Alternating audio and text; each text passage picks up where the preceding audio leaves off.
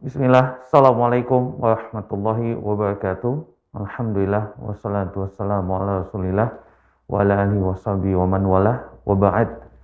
Pemirsa Asia TV dimanapun Anda berada, puji dan syukur kita kepada Allah Subhanahu wa Ta'ala karena atas limpahan nikmat, karunia, taufik, hidayah dan juga nikmat-nikmat lainnya yang tidak dapat kita sebutkan satu persatu yang begitu banyaknya. Kita bisa kembali berkumpul di stasiun televisi kesayangan kita bersama, Rosyad TV, saluran dakwah keluarga Islami. Dan tak lupa, salawat dan salam semoga senantiasa tercurah untuk uswah hasanah kita, makhluk termulia yang pernah hidup di atas dunia, baginda Rasulullah Muhammad sallallahu alaihi wasallam, dan semoga salawat itu senantiasa tersambung untuk istri-istri beliau, sahabat-sahabat beliau, keluarga-keluarga beliau, dan juga orang-orang yang teguh memegang dan menjalankan sunnah beliau sampai hari kiamat.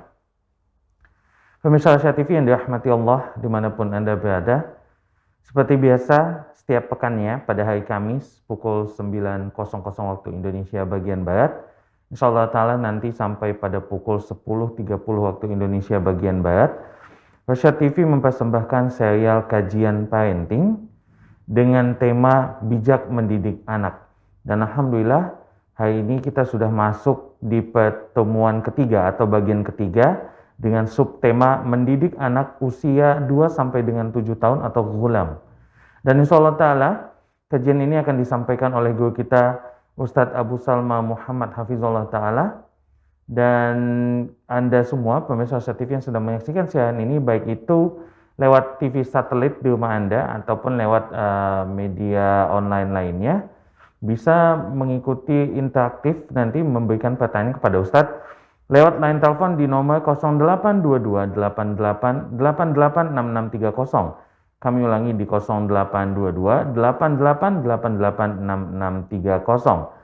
Baik, sebelum mulai kami ingatkan kembali untuk kita sama-sama meluruskan niat agar Allah mudahkan kita menerima faedah ilmu yang akan disampaikan oleh guru kita, dan nantinya apa yang disampaikan Ustadz bisa kita amalkan dalam kehidupan kita sehari-hari ke depannya. Dan alhamdulillah Allah sudah mudahkan kita untuk tersambung dengan guru kita Ustadz Abu Salma Muhammad Hafizullah ta'ala dari kediaman beliau di Depok. Kita akan coba sapa terlebih dahulu dengan beliau. Assalamualaikum Ustadz. Waalaikumsalam warahmatullahi wabarakatuh. Ustadz, gimana sambungannya, terdengar jelas ya Ustadz? Jelas banget Bang. Baik, Alhamdulillah. Masya Allah Ustadz. Baik, pemirsa Asia TV dimanapun Anda berada, alhamdulillah Ustadz sudah tersambung dan koneksi alhamdulillah sudah jelas. Mudah-mudahan Allah mudahkan kita menuntut ilmu pada pagi hari ini, dan langsung saja kita akan masuk ke kajian kita pada pagi hari ini dengan tema bijak mendidik anak usia 2 sampai 7 tahun ghulam. Bagian ketiga bersama guru kita Ustadz Abu Salma Muhammad Hafizullah ta'ala. Kepada Ustadz, falyatafaddal maskura Ustadz. Baik Bang Giang. Syukran wa jazakallah khair. Bismillah, innal hamdalillah nahmaduhu wa nasta'inuhu wa nastaghfiruh wa natubu ilaih wa na'udzu billahi min syururi anfusina wa min sayyiati a'malina may yahdihillah fahuwal muhtad wa may yudlil falan tajida lahu waliyyan mursyida.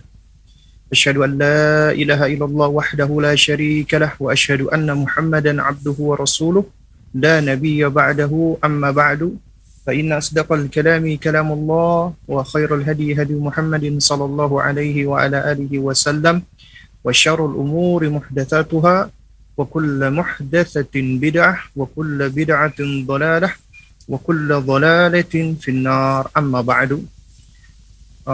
Jamaah sekalian, para pemirsa Rosyad TV dan juga kawan-kawan yang mengikuti kajian kita ini di platform media sosial baik YouTube, Instagram dan selainnya, ya alhamdulillah kita bersyukur kepada Allah Subhanahu wa taala yang mana di pagi hari ini kita diizinkan Allah Subhanahu wa taala untuk dapat melanjutkan kembali ya kajian kita yang sempat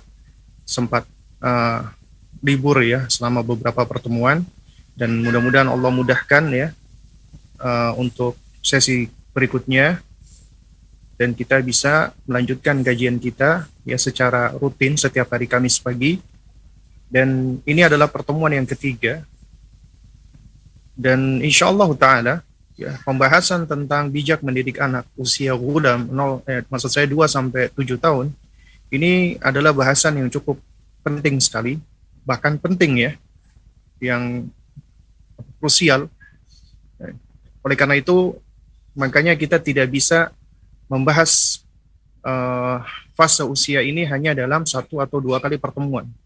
Jadi kita membutuhkan beberapa kali pertemuan untuk membahas tentang usia 2 sampai 7 tahun atau dikenal dengan usia tufula, usia kanak-kanak. Dan usia tufula ini adalah usia yang sangat penting sekali, yang patut untuk diperhatikan oleh setiap orang tua. Patut untuk dipahami dan diketahui. Karena siapa yang tidak mengetahui, tidak berusaha mengenal tentang karakteristik sifat-sifat ya umumnya pada anak-anak di usia ini, maka ya itu para orang tua akan kesulitan untuk bisa bersikap hikmah, untuk bisa bersikap bijak. Ya. Dan jamaah sekalian yang dimuliakan Allah Subhanahu wa taala. Syekh Dr. Ahmad bin Nasir At-Tayyar hafizahullah taala, beliau menjelaskan bahwa ya marhalatut tufulah atau fase usia kanak-kanak usia 2 sampai 7 tahun ini adalah ahammu marhalah fi hayatil insan, adalah fase yang paling urgent, yang paling krusial, yang paling penting di dalam hidup manusia. Karena fase ini adalah fase awal tashkilun nas. Tashkil artinya perkembangan fisik, perkembangan morfologi, ya, dan juga takwin, yaitu perkembangan organ dan anggota tubuh. Kita tahu bahwasanya manusia itu berkembang secara bertahap. Jadi tidak langsung Allah ciptakan manusia itu sudah ya jadi sosok yang utuh. Ya maksudnya sudah langsung dewasa, tidak, tapi melalui perkembangan. Ada tahapan-tahapannya. Ya. Mulai dari kecil, bayi, hingga nanti menjadi menua, kemudian meninggal dunia. Ya. Nah, usia tufula ini atau disebut dengan usia ghulam, ya, kalau kita meminjam istilah dari Al-Hafidz Ibnu Hajar Al-Asqalani, ya, yaitu usia 2 sampai 7 tahun, ini adalah fase yang sangat penting sekali untuk kita perhatikan, ya. Nah, oleh karena itu kata Syekh Dr. Ahmad bin Nasir At-Tayyar hafizahullah taala, wa 'alaiha sayakunul insanu ba'da dzalika sawiyan aw maridan. Nah, karena itulah manusia setelah di fase ini, maka mereka itu akan menjadi manusia yang sawiyan, yang normal, ataukah yang maridon, ataukah yang sakit. Nah, jadi ini adalah fase yang sangat menentukan sekali. Oleh karena itu, ya, Dr. Ahmad bin Nasir At-Tayyar juga menyebutkan hampir semua al-amrad an-nafsiyah, penyakit-penyakit psikis, penyakit-penyakit psikologis, penyakit-penyakit emosi, ya, atau gangguan emosi pada anak-anak, atau gangguan emosi pada manusia, termasuk orang dewasa, itu adalah dikarenakan adanya perkembangan yang tidak baik di usia ini, di marhala ini atau di fase ini. Ini semua tidak lepas dari ketidakpahaman orang tua terhadap fase ini. Mereka nggak ngerti tentang sifat-sifat, karakteristik, dan kebutuhan anak di usia ini. Akhirnya orang tua tidak bisa melakukan pendidikan yang benar terhadap anaknya di fase usia ini. Nah, jadi jangan heran kalau kita dapati adanya orang-orang dewasa saat ini yang suka marah, gak bisa menjaga emosinya, bahkan sebagian ada yang penakut, pengecut, bahkan juga mereka ada yang tertutup, ya, suka menyendiri, atau bahkan juga ketika udah usia, ya udah melewati fase kanak-kanak masih ada yang ngompol, ada yang seperti ini.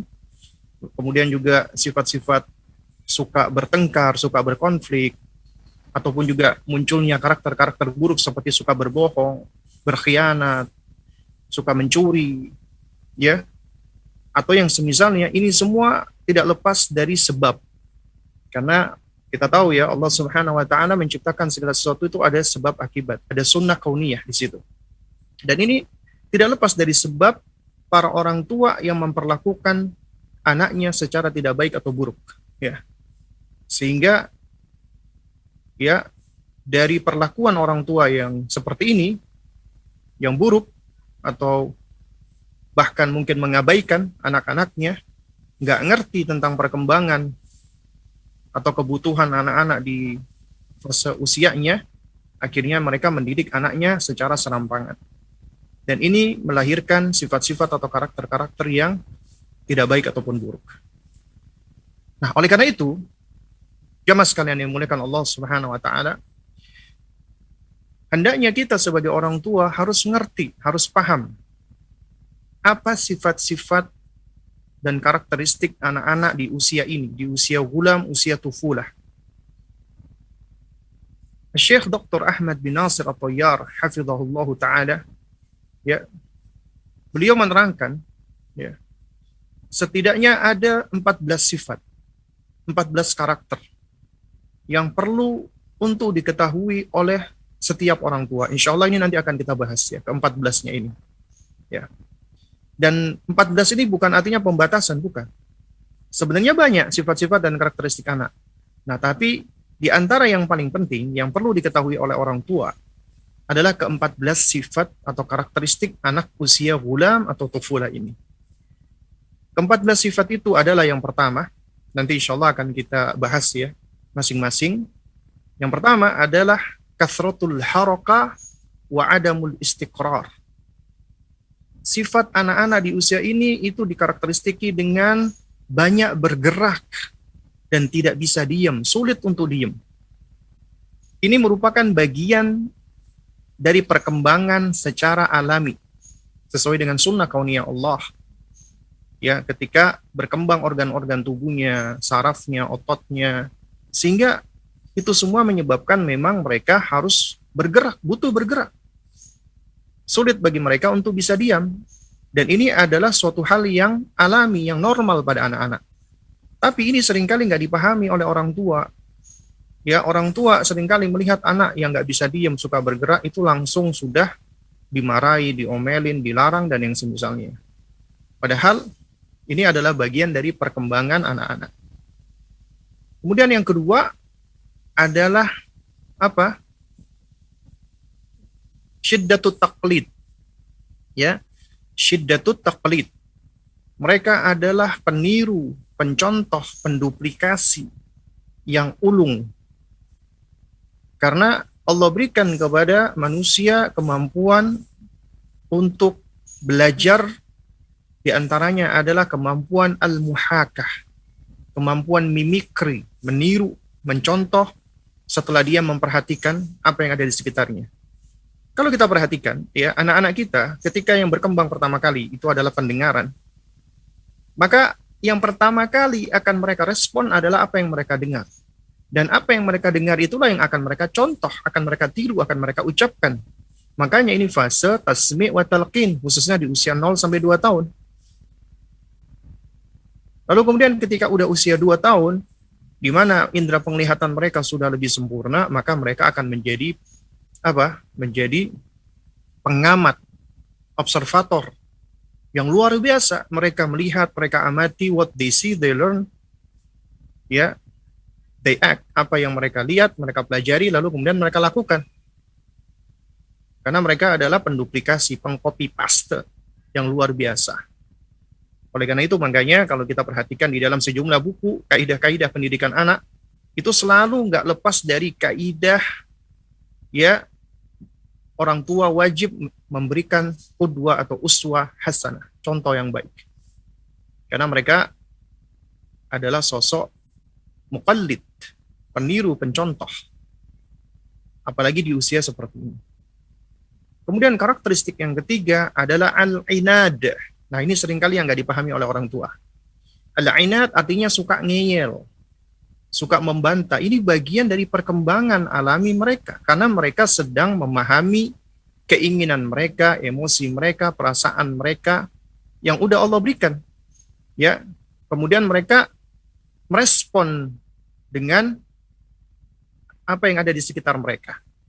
Ketika orang tuanya tidak memberikan apa yang mereka inginkan atau apa yang mereka kehendaki, maka mereka akan berusaha untuk berupaya keinginan mereka bisa dipenuhi dengan cara merengek-rengek, dengan cara menangis, atau ketika mereka dilarang dari sesuatu, mereka nggak mau menerima. Dan ini bukan artinya anak itu langsung kita cap, kita labeli dengan anak durhaka. Nggak bisa. Karena ini bagian dari perkembangan mereka. Yaitu an-inad. Mereka ngeyel. Ini sebenarnya adalah suatu perkembangan yang normal. Jadi mereka akan memahami tentang ya hakikat atau substansi dari diri mereka. Mereka akan mempelajari tentang diri mereka sendiri, kemauan mereka, perasaan mereka, emosi mereka. Ya. Jadi ini bagian dari ghoriza, insting mereka, naluri untuk mempertahankan diri. Oleh karena itu, makanya orang tua yang nggak ngerti, langsung mereka dengan mudahnya melabeli anak sebagai anak yang nakal, anak kurang ajar, atau yang semisalnya. Padahal tidak.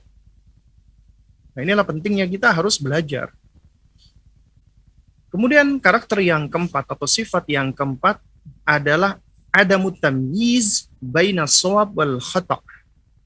Mereka belum bisa memilah-milah, membedakan antara mana yang benar, mana yang salah.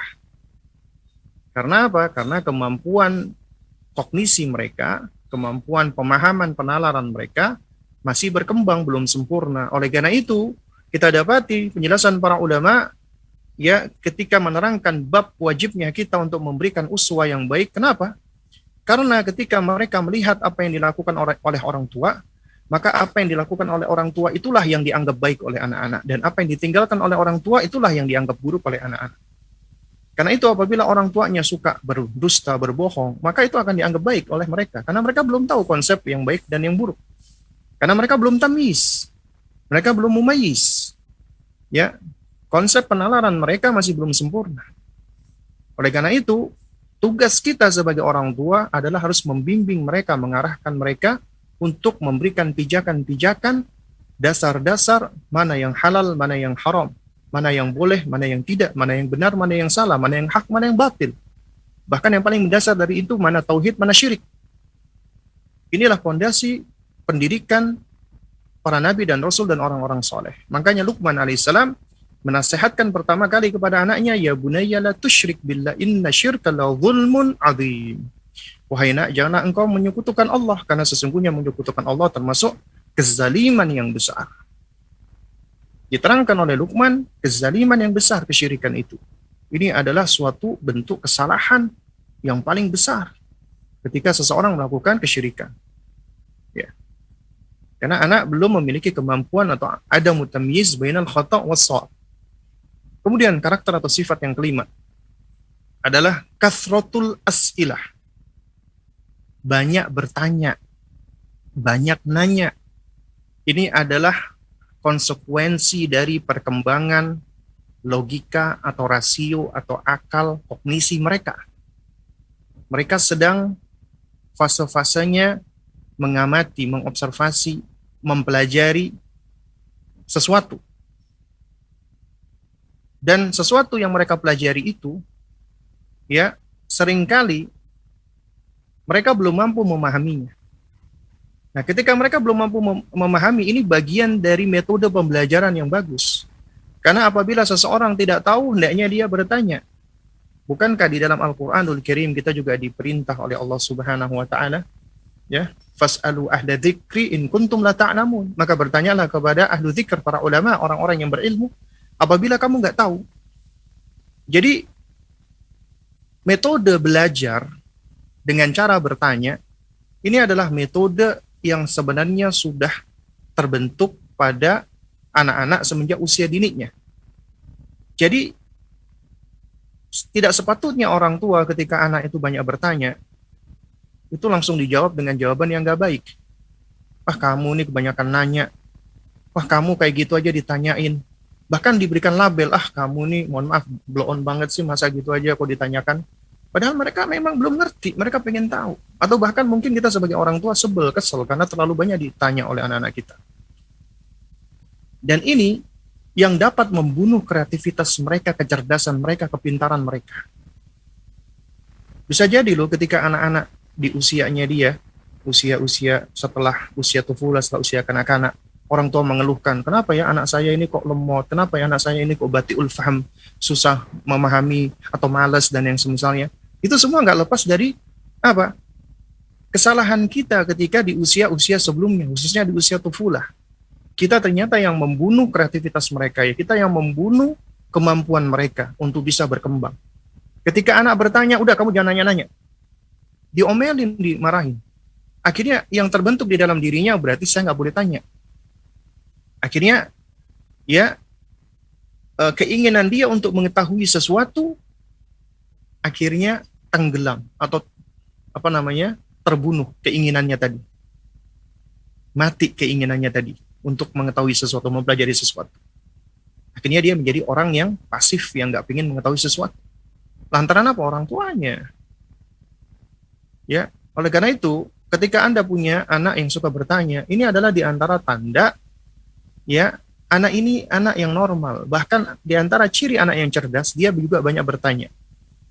Dengan pertanyaan-pertanyaan yang bagus. Dan kewajiban kita sebagai orang tua bersabar untuk menjawab setiap pertanyaan anak. Kalau kita nggak tahu, maka kita katakan, Abi sama Umi nak belum tahu. Ayo, mari nanti kita cari tahu sama-sama yuk. Kita ajarkan mereka cara mencari tahunya. Entah dengan mencari buku, entah dengan mencari jawabannya misalnya via video-video YouTube yang ada, atau bertanya kepada para asatidzah, atau kepada orang-orang yang lebih ngerti. Ini adalah metode seharusnya yang dilakukan oleh para orang tua. Kemudian, karakter yang keenam. Apa itu karakter yang keenam? Karakter yang keenam adalah dzakiratu hada aliyah. Ya, yaitu dzakirah, kemampuan memori, kemampuan menghafal yang tajam, yang bagus, yang baik. Makanya dikatakan ini usia golden age untuk menghafal. Golden age for memorizing katanya. Jadi ini adalah fase yang sangat bagus bagi anak-anak untuk menghafal. Nah, dan ini yang sering dijadikan pegangan oleh para orang tua. Anak saya usia kanak-kanak menghafalnya luar biasa. Akhirnya mereka digegas dan digenjot, bahkan sebagian dipaksa untuk selalu menghafal dan menghafal. Dirampas hak-haknya, kebutuhan-kebutuhan yang lainnya. Kebutuhan dia untuk bermain, ya, kebutuhan dia untuk bersenang-senang, itu adalah fase dia. Ya, untuk bermain dan bersenang-senang, untuk bercanda, itu dirampas.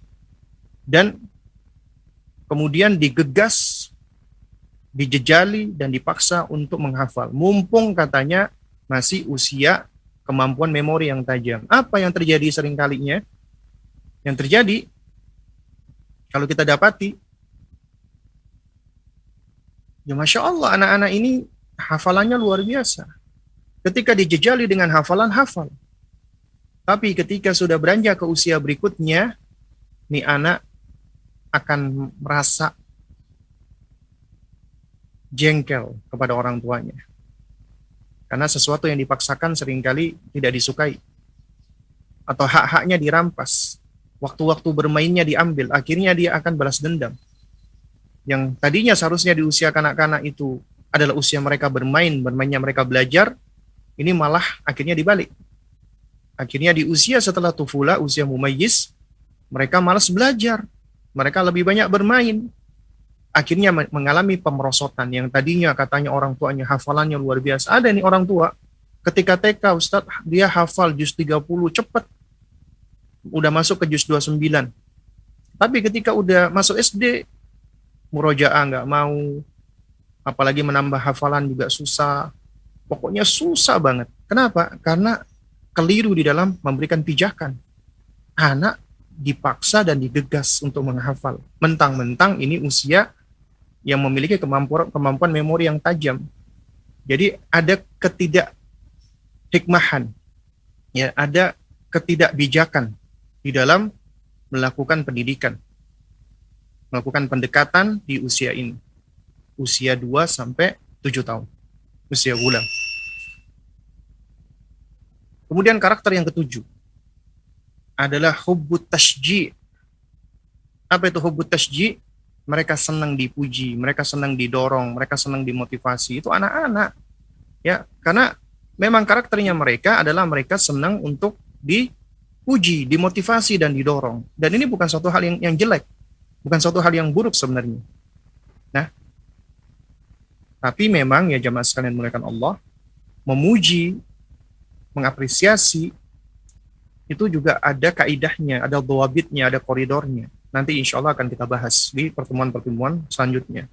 Artinya tidak sembarangan kita memuji anak.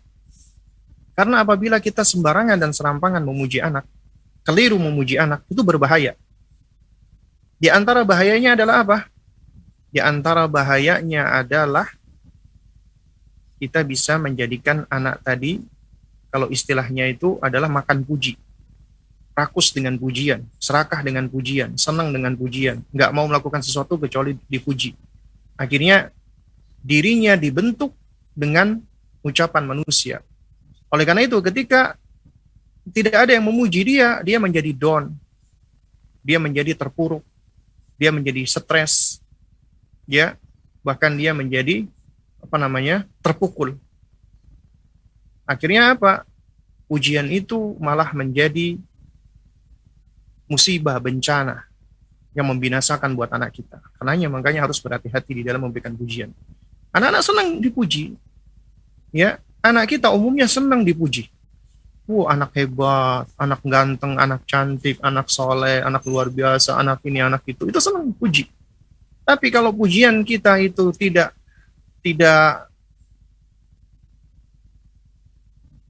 bijak,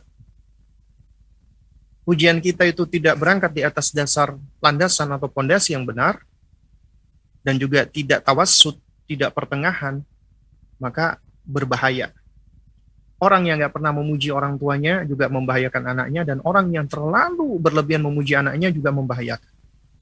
Yang tepat adalah kita sedang-sedang saja, pertengahan di dalam memuji anak. Ada dhawabitnya, nanti insya Allah akan kita bahas di pertemuan-pertemuan selanjutnya. Kemudian karakter yang ke-8. Ya, jadi ini kita bahas dulu ya secara ijmal, global. Karena di antara metode kita belajar, kita bahas dulu secara globalnya, baru kemudian kita tafsil, kita detailkan, kita perinci insya Allah. Kemudian karakter yang ke-8 adalah apa? Anak-anak itu senang. Hubbul la'ib wal marh. Senang bermain dan senang bersenang-senang, senang bercanda. Ini adalah karakter mereka. Bahkan main dan bersenang-senang buat anak-anak itu adalah hajah, kebutuhan mereka. Yang apabila tidak dipenuhi, bisa memberikan efek negatif buat mereka. Nggak boleh anak kecil itu dilarang bermain.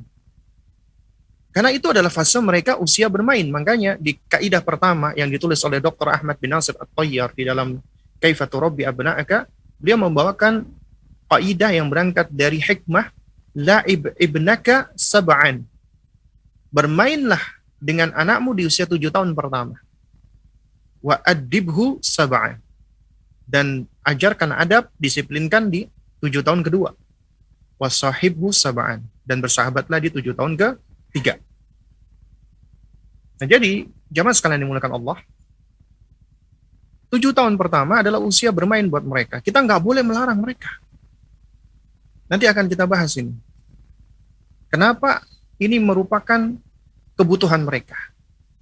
Perkara yang harus kita berikan kepada mereka, hak mereka bermain dan bersenang-senang. Nggak boleh kita rampas.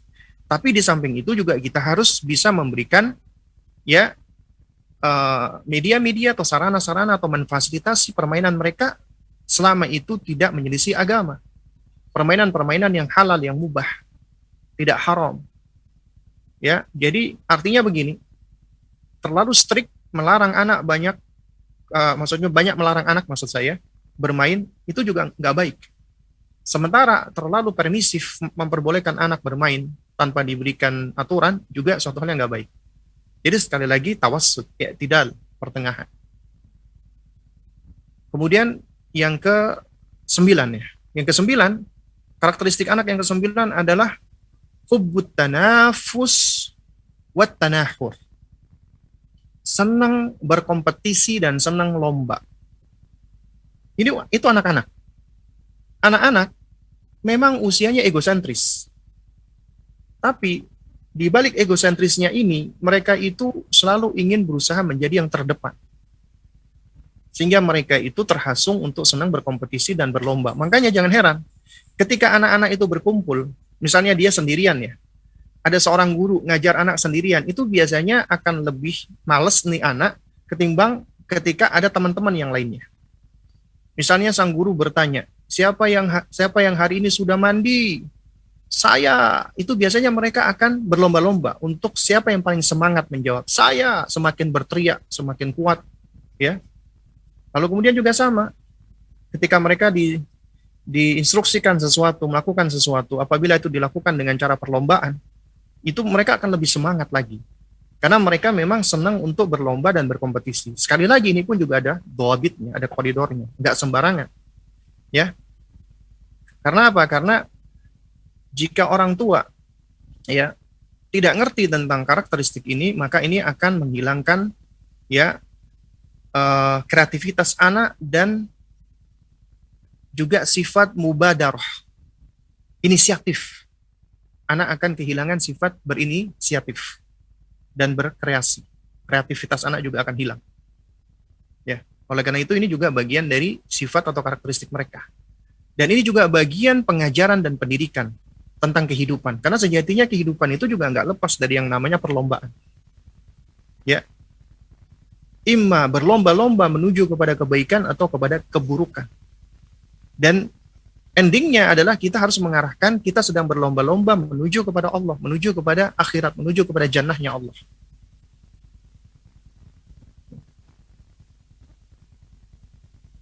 Kemudian kaidah sifat atau karakteristik yang ke-10 ya adalah at-tafkiru al-khayali. At-tafkir al-khayali. Ya. At-tafkir al-khayali, jamaah sekalian muliakan Allah. Itu artinya anak-anak itu secara perkembangan kognisinya mereka masih berpemikiran atau berpikir secara khayali, imajinatif. Mereka masih kuat daya imajinasinya, daya khayalnya. Karena itu jangan heran kalau anak kita misalnya dia berbicara dengan mainannya, berbicara dengan bonekanya, bahkan berbicara dengan tembok misalnya. Karena di antara perkembangan ya sesuai dengan ilmu teori perkembangan kognisi, anak usia egosentris itu mereka menganggap bahwasanya benda-benda mati itu memiliki perasaan. Ya, bisa diajak bicara. Bisa diajak ngomong. Ya. Dan ini suatu hal yang normal dan alami. Jadi jangan langsung orang tua, anak saya ngomong dengan benda mati, langsung panik orang tuanya. Manggil ustadz, untuk apa ustadz? Tolong ustadz, anak saya langsung diminta untuk ruqyah. Karena khawatir dia sedang ngomong sama jin. La ilaha illallah. Ada yang seperti ini ya jamaah sekalian. Ini kenapa orang tuanya nggak belajar? Padahal ini adalah suatu hal yang normal. Ya, dipikir anaknya ngomong sendiri itu berarti ada gangguan jiwa atau anaknya kena gangguan jin atau yang semisalnya. Ini semua adalah dampak dari orang tua yang nggak belajar yang seperti ini. Ya. Dan ini juga momen yang tepat bagi kita untuk mengajarkan tentang akidah, perkara ghaibiyah. Karena perkara ghaibiyah kita tahu adalah perkara-perkara abstrak. Ya. Dan ketika daya imajinasi anak itu sangat tinggi, ini adalah momen bagi kita untuk mengajarkan mereka tentang hal ini. Tapi tentunya dengan landasan-landasan dan pijakan yang benar. Anak-anak, ketika Anda ceritakan nih dongeng-dongeng atau mitos-mitos atau fabel, misalnya Anda ceritakan, nak, kamu lihat di atas awan. Di atas awan itu ada kerajaan. Awan itu seperti kapas yang empuk. Kemudian di atasnya ada kerajaan. Kerajaan itu dihuni oleh boneka-boneka beruang. Nah, boneka beruang ini itu begini dan begitu. Percaya mereka. Makanya ketika Anda izinkan, Anda biarkan anak Anda ngelihat film-film kartun, maka sosok-sosok kartun yang ada di TV itu itu di dalam benaknya adalah sesuatu yang dianggap real, dianggap nyata. Kenapa?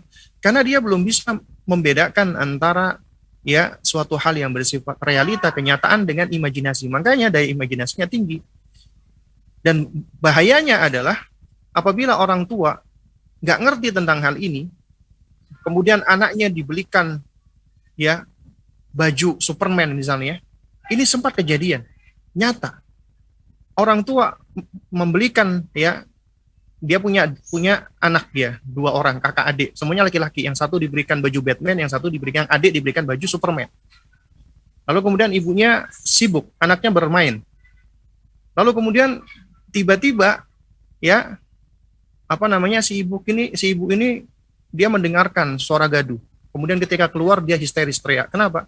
Karena ternyata anaknya lompat dari balkon rumahnya dengan baju Superman-nya. Dia anggap bahwasanya baju Superman itu bisa menyebabkan anak ini bisa berenang, bisa fly, bisa terbang. Kenapa? Karena kemampuan kognisinya masih terbatas dan daya imajinasinya masih tinggi.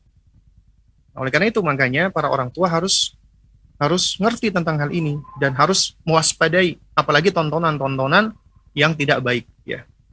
Itu sangat besar pengaruhnya kepada anak-anak kita.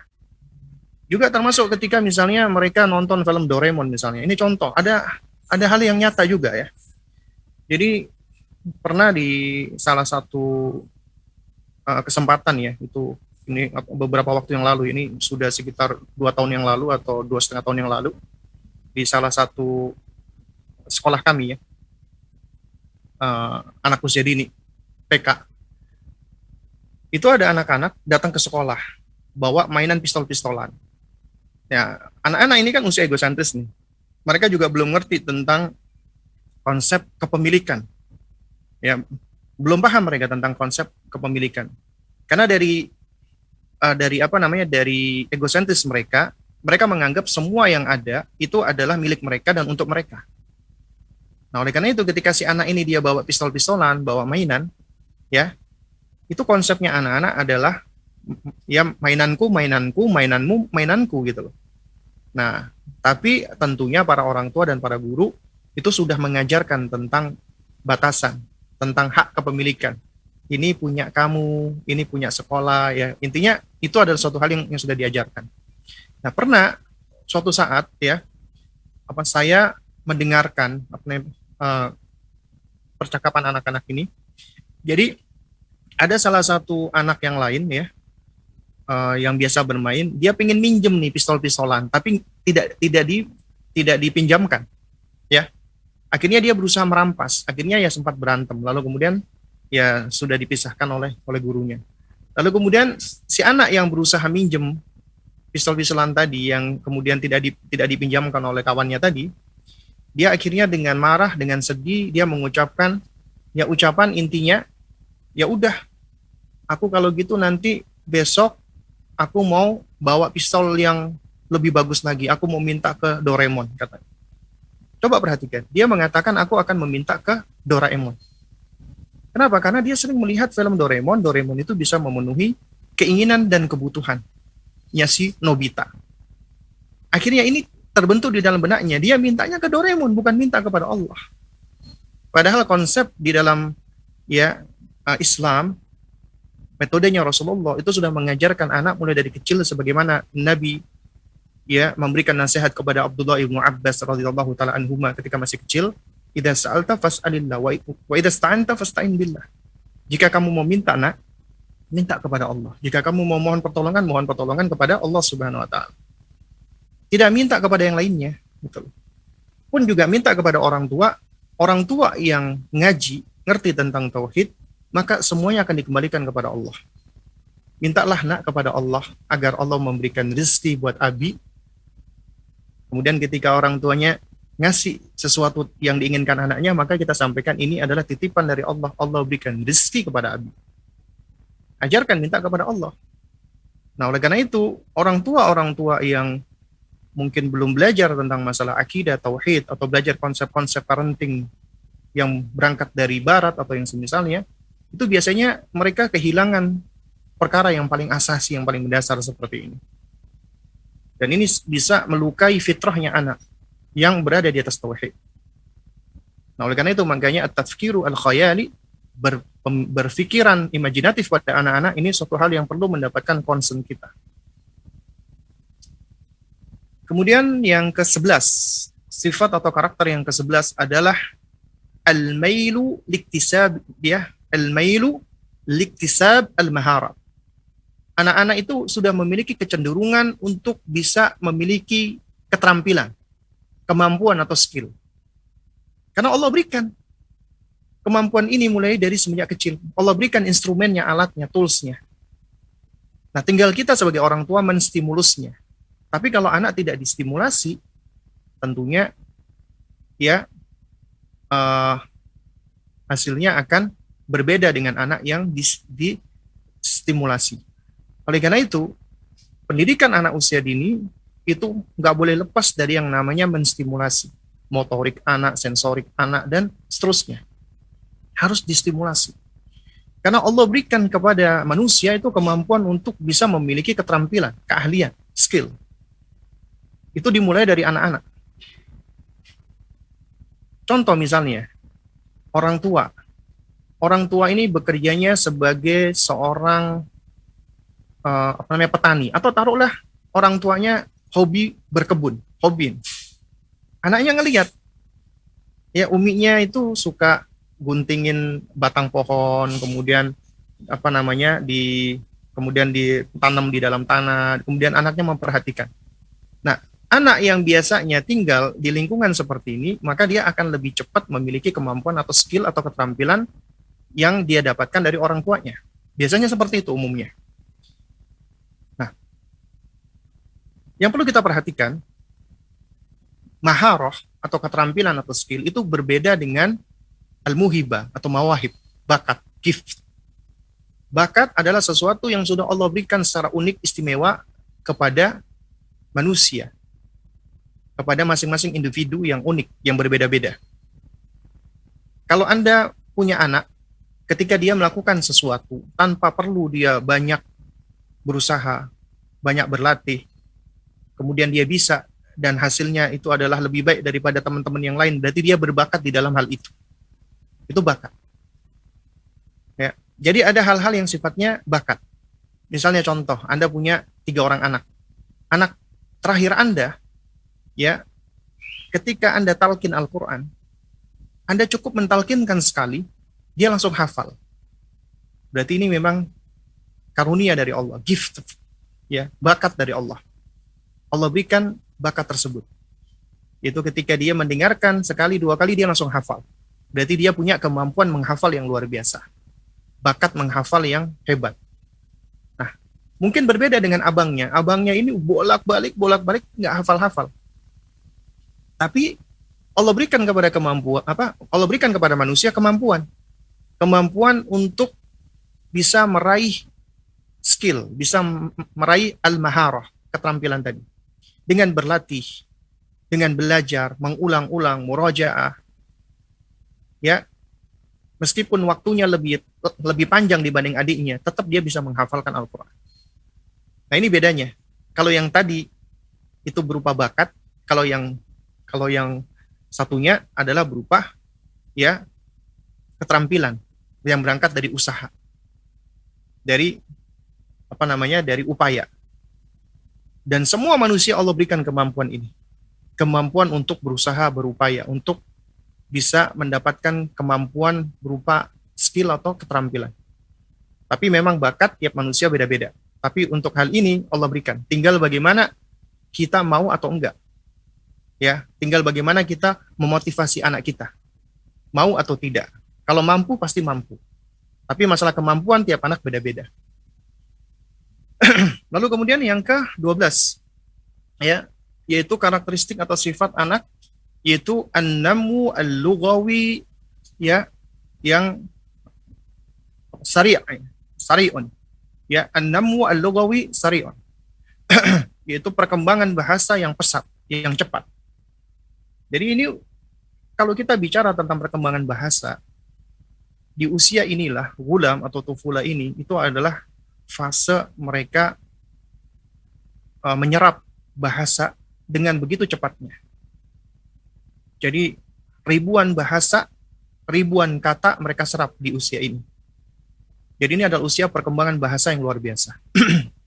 Karena itu makanya nanti akan kita detailkan lagi.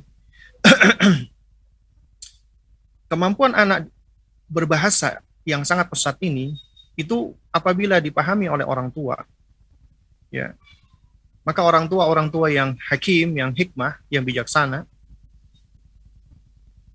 mereka akan mengajarkan, ya, ketika anak itu berbicara, berbahasa, itu dengan konsep pemahaman, memahami apa yang dia katakan.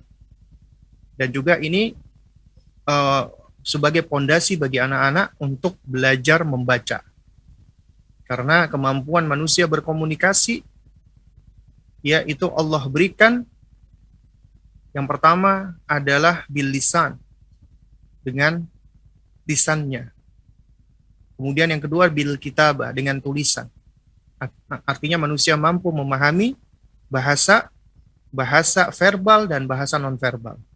Bahasa nonverbal adalah berupa simbol, baik itu simbol huruf, ya, angka-angka atau abjad, ataupun simbol-simbol berupa, ya, mimik, ekspresi, gestur.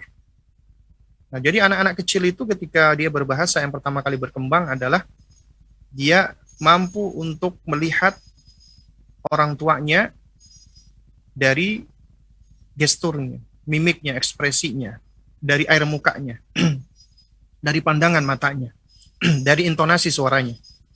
Ini yang pertama kali dipahami oleh anak-anak sebelum mereka belajar memahami tentang kemampuan berbahasa secara verbal. Ya. Baik. Lalu kemudian yang ke-11, yang ke 13 ya kalau nggak salah. Yang ke-13, ya. Anak-anak di usia ghulam adalah usia di mana mereka memiliki, ya, kata Dr. Ahmad bin Nasr At-Tayyar, al-mailu lil fakki wa tarkib. Mereka itu memiliki kecondongan senang untuk bongkar pasang.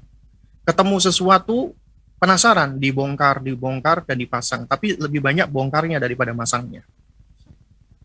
Anda berikan anak-anak di usia ini, ya, usia 2 tahun, 3 tahun, 4 tahun, apapun, itu mereka akan senang untuk ngutek-ngutek. Ya, diutak-utak, ketemu spidol, diutak, dicopot, digores-gores, ketemu benda apapun, mereka penasaran, ya, dengan benda tersebut. Dan meskipun mereka itu mudah sekali penasaran, tapi mereka juga mudah sekali bosan. Nah, oleh karena itu ini adalah momen yang tepat bagi kita untuk, ya, melatih, karena ini bagian dari, ya, kemampuan anak atau kecerdasan anak, ya. Kecerdasan spasial, ya, untuk melihat bangun, untuk melihat space, untuk melihat dimensi, itu adalah fase seperti ini.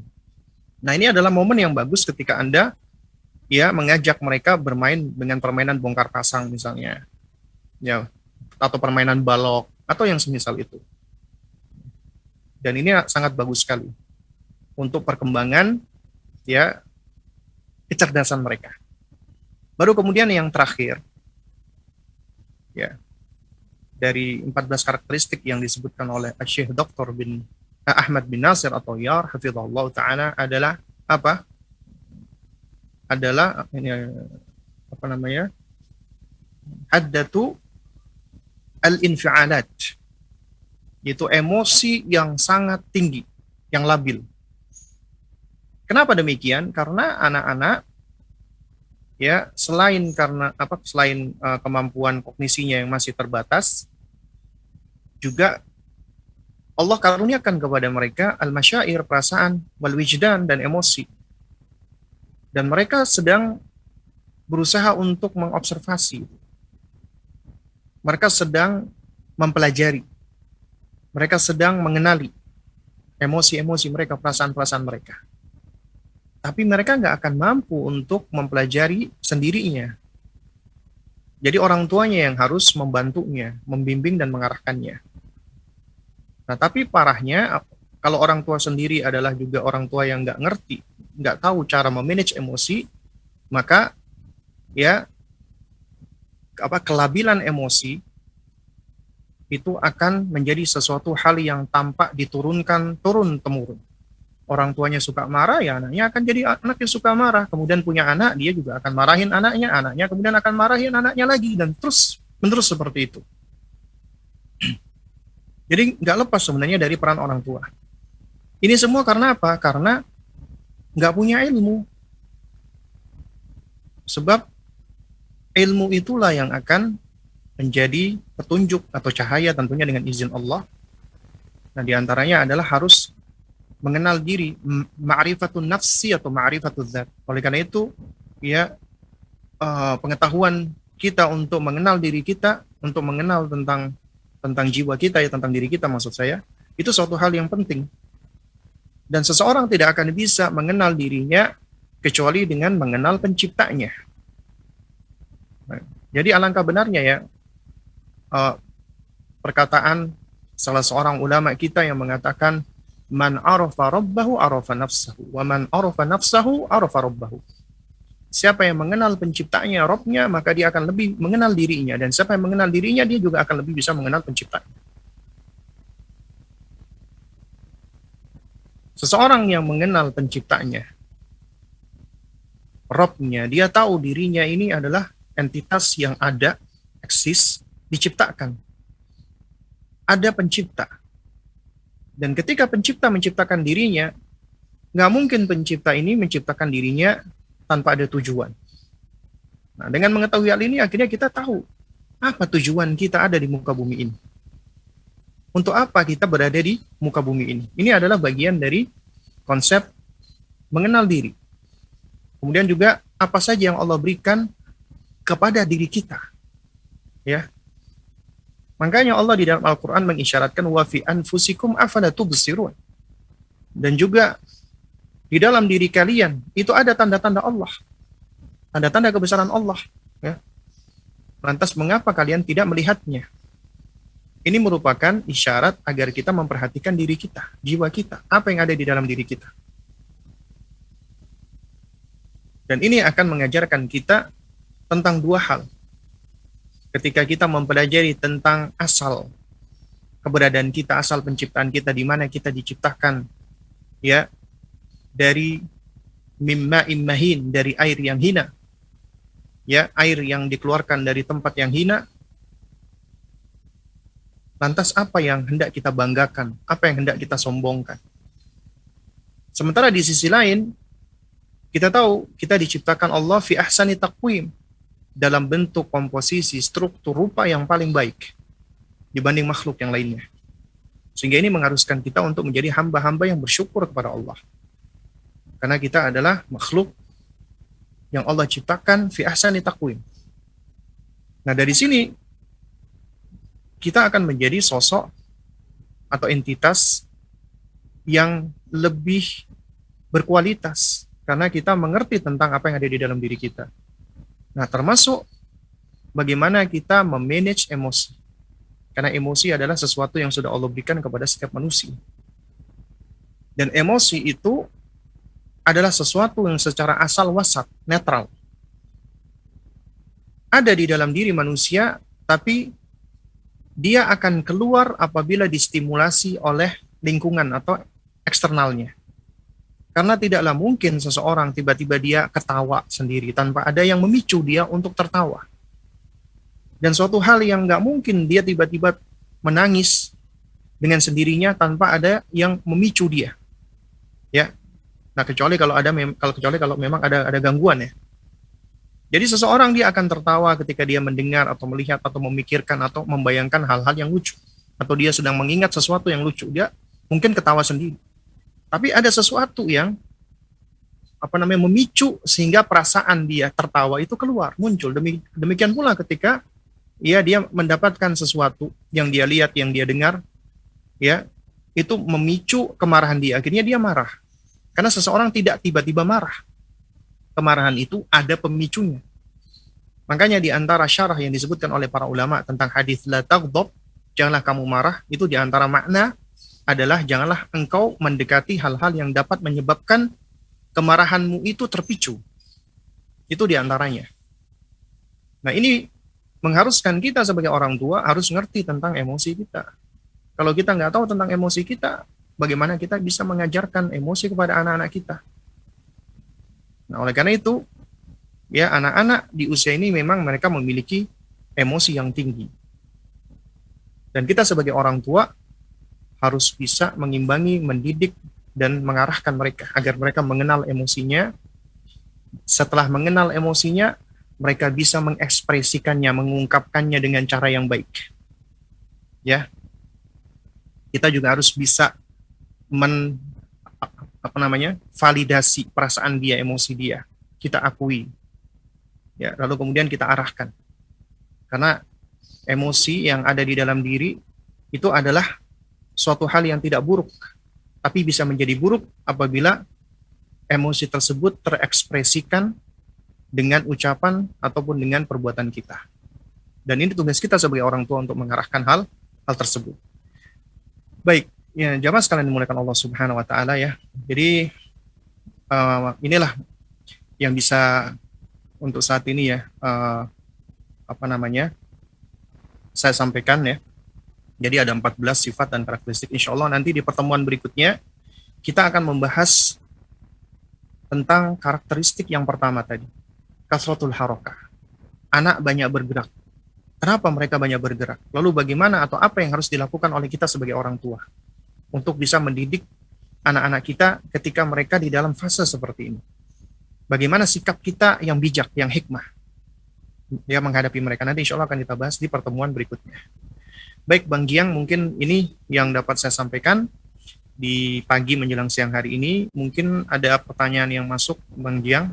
Baik. Ya mudah-mudahan pertanyaannya sesuai dengan bahasan kita ya.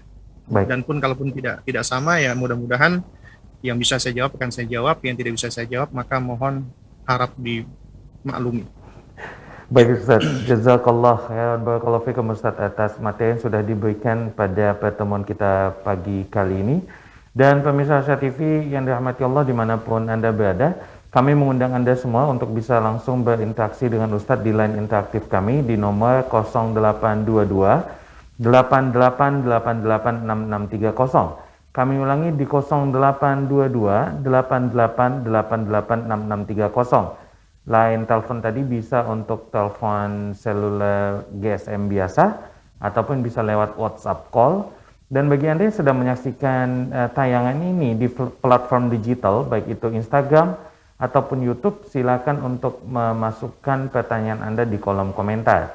Baik, kita akan bacakan pertanyaan pertama terlebih dahulu. Assalamualaikum Ustadz. Waalaikumsalam warahmatullahi wabarakatuh. Menarik tadi Ana mendengar dari Ustadz bahwasanya pada usia ini anak kadang suka berbicara sendiri, dan Ana pernah mendengar dan mengalami bahwasanya anak-anak itu kadang mau berbicara sama boneka-bonekanya di rumah Ustadz, dan ini biasanya kejadiannya malam. Apakah kalau menurut pengalaman orang tua dahulu, ini bisa jadi katanya ada gangguan halus, dan kemudian kalau berdasarkan ilmu kedokteran kadang kan memang di usia saat ini anak itu bisa mempunyai teman imajiner. Nah, jadi seperti apa mengatasinya Ustadz, dan apakah ini masih aman untuk anak-anak pada usia umur 2-7 tahun ini? Jazakallah khairan barakallahu fikum Ustadz. Baik,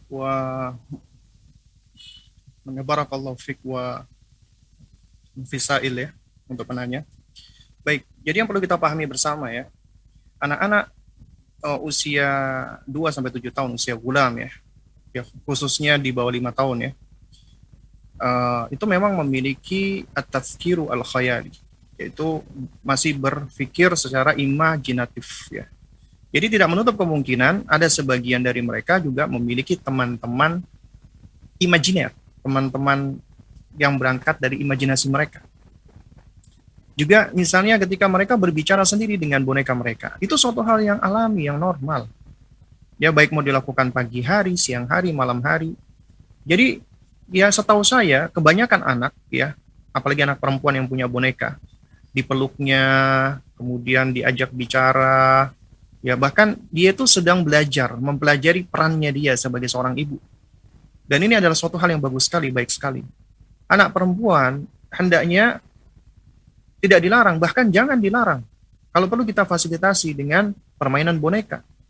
Ya, karena dengan bermain boneka dia sedang belajar, belajar untuk menjalankan perannya dia. Di situ dia sedang sedang mengambil peran sesuai dengan kodratnya. Kelak dia akan menjadi seorang ibu. Ya, jadi biarkan dia untuk bermain dengan bonekanya, dia belajar maksudnya dia ngomong sama bonekanya, dia bicara. Dan ini juga adalah bagian dari perkembangan kognitif mereka. Ya, ketika dia ngomong dengan bonekanya, itu juga ada kemampuan kognisi yang bagus ya pada mereka ya. Artinya anak-anak di usia ini juga mereka belajar untuk berbahasa. Terus juga mereka belajar untuk berempati, ya. Kemudian juga mereka belajar tentang peran mereka. Mereka belajar tentang kasih sayang, ya. Jadi ini adalah suatu hal yang kita para orang tua nggak perlu khawatir dan nggak perlu takut. Bahkan kalau perlu kita sebagai orang tua, misalnya melihat dia lagi ngomong, kita dekati, kita bersamai, kita tanya. Biasanya mereka itu memberi nama bonekanya. Atau mereka minta kepada orang tuanya untuk memberikan nama bonekanya, ya. Putri saya dulu ketika usia 3-4 tahun itu paling senang sama boneka lebahnya, dipanggil dengan Bibik, ya. Itu paling sayang. Jadi kemana-mana selalu dibawa boneka tersebut. Kalau ketinggalan misalnya pergi itu dia sedih, bahkan menangis. Jadi dia selalu membawa bonekanya. Ya, dan dia sangat sayang banget dengan boneka itu. Nah, di antara yang dia lakukan adalah dia sering bicara sama bonekanya, diajak ngomong. Ya. Dan yang dia sampaikan, yang dia perlakukan kepada bonekanya, itu sebenarnya apa yang dia serap, yang dia saksikan dari orang tuanya, khususnya uminya.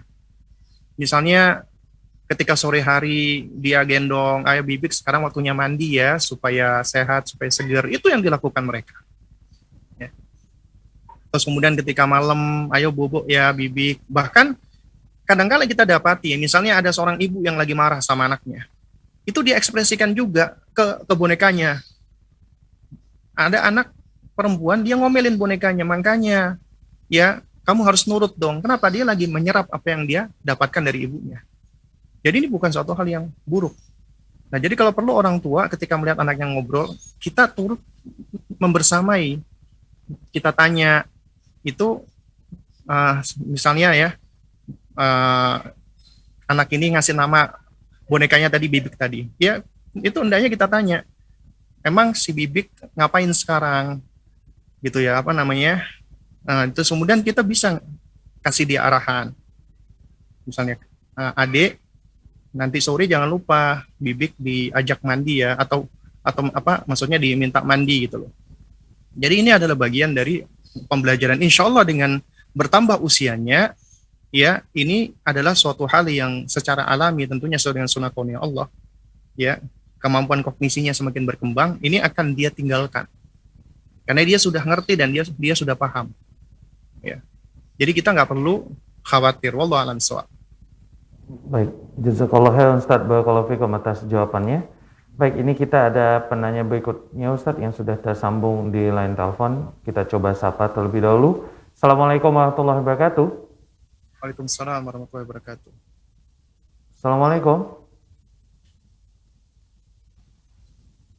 Assalamualaikum.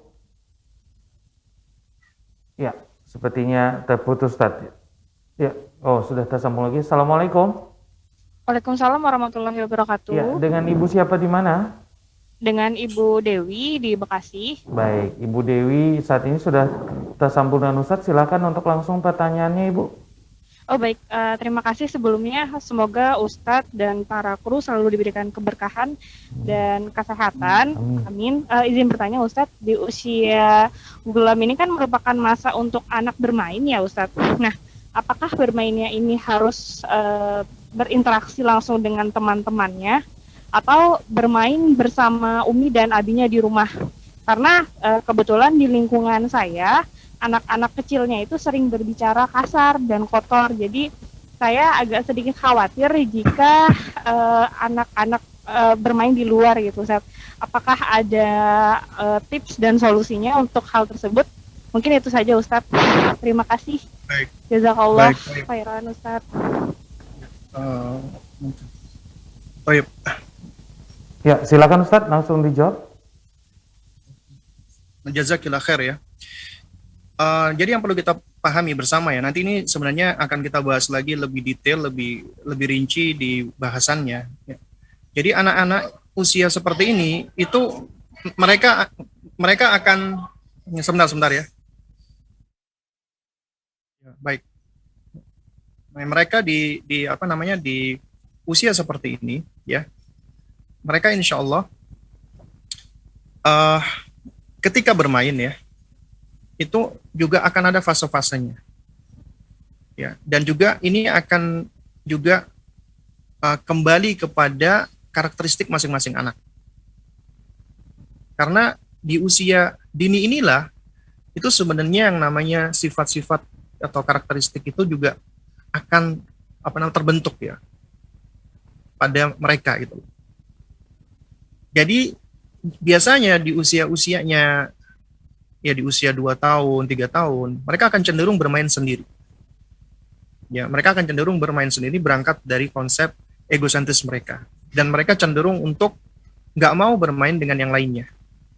Kalaupun mereka mau bermain dengan yang lainnya, itu biasanya dengan yang mereka merasa secure. Entah dengan uminya atau dengan kakaknya. Tapi dengan orang lain yang baru, yang seusia, biasanya tidak. Nah, tapi seiring dengan berjalannya waktu, ya, itu mulai sedikit terbentuk ya,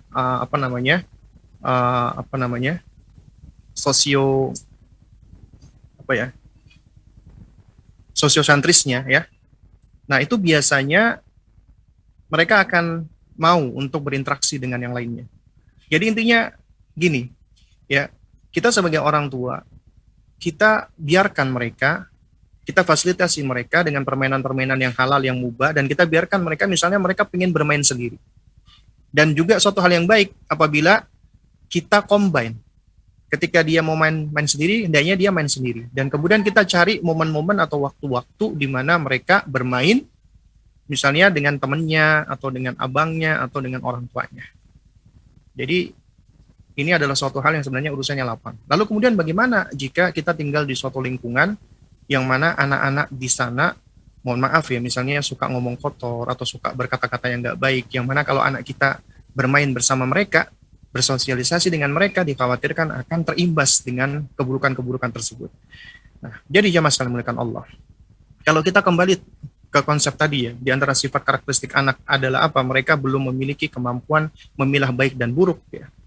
Sehingga tentunya fondasi pertama yang harus kita berikan adalah pendidikan di dalam rumah dari kita, dari orang tuanya. Yaitu pendidikan akidah, pendidikan tauhid, pendidikan akhlak, dan kita harus membangun imunitas mereka. Karena mereka tetap juga akan keluar ke rumah dan akan mendapatkan keburukan-keburukan. Sehingga membangun imunitas adalah suatu hal yang sangat penting sekali. Imunitas itu terbentuk diantaranya dari pendidikan akidah, pendidikan tauhid, dan pendidikan yang kita ambil dari Luqman, yaitu muraqabatullah. Ya, agar mereka selalu merasa diawasi Allah. Dengan cara apa? Dengan cara mengajarkan sejumlah asma wa sifatullah. Nah, di antara metodenya dengan cara tamtsil. Dan ini kalau kita bahas memang cukup panjang ya. Nah, jadi intinya anak-anak kita di usia tufulah itu menjadi tanggung jawab kita untuk memilihkan teman-teman yang baik, karena mereka belum mampu untuk mencari teman yang baik. Memilihkan teman yang baik bukan artinya kita membatasi, bukan artinya kita melarang mereka dari bersosialisasi, tidak. Tapi kita ya menyeleksi mana yang kira-kira akan membahayakan dan mana yang kira-kira tidak membahayakan. Ini yang patut kita lakukan. Sebab kita sendiri sebagai orang tua pun juga harus menyeleksi sahabat, siapa yang hendak kita menjadikan teman-teman dekat kita, ya. Apalagi anak-anak kita, yang mana mereka belum punya kemampuan ini. Oleh karena itu tugas kita sebagai orang tua adalah carikan teman-teman yang baik, selektif atau menyeleksi teman-teman dia gitu loh. Kemudian yang berikutnya di antara tips ya atau solusi adalah ya kita ajak sebagian dari teman-temannya yang ada di dekat rumah. Artinya kita sebagai orang tua juga harus berusaha untuk melihat, care, harus memperhatikan.